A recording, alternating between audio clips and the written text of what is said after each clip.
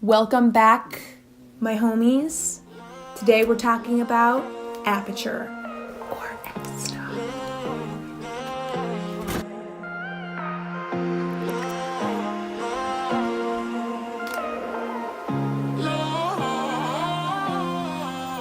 Aperture is also known as f-stop, and that refers to the width of the diaphragm in your lens that allows the light to pass through to your camera's sensor. Think of it as your eye.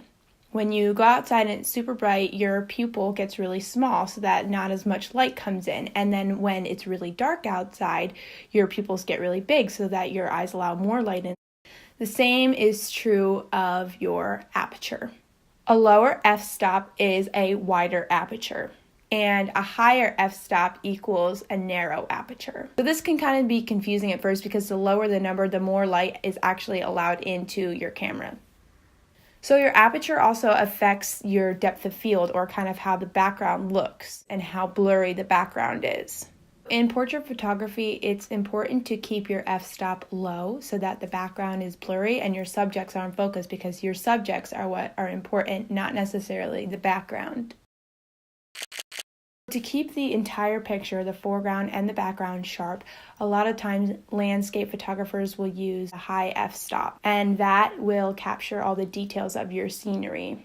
So aperture, which is the opening that allows light through, affects your exposure and also depth of field in a picture. A low f-stop will result in a brighter picture with the foreground and background blurred, and a higher f-stop will result in a darker picture and everything is in focus.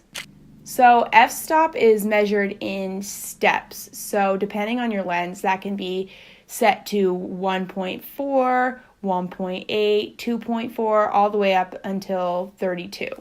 So as you adjust your f-stop, you also want to be aware of your ISO and your shutter speed, because that will also affect the exposure of the picture. For example, if it's extremely bright outside, you're going to want your f-stop to be as low as possible for portrait photography so that the background is blurry but your subject is in focus. But that also makes the picture very bright because a low f-stop allows in more light, and so you want your ISO as low as possible and your shutter speed pretty high. So that about does it for aperture/f-stop. If you have any questions, you can always DM me on Instagram. That about does it, folks.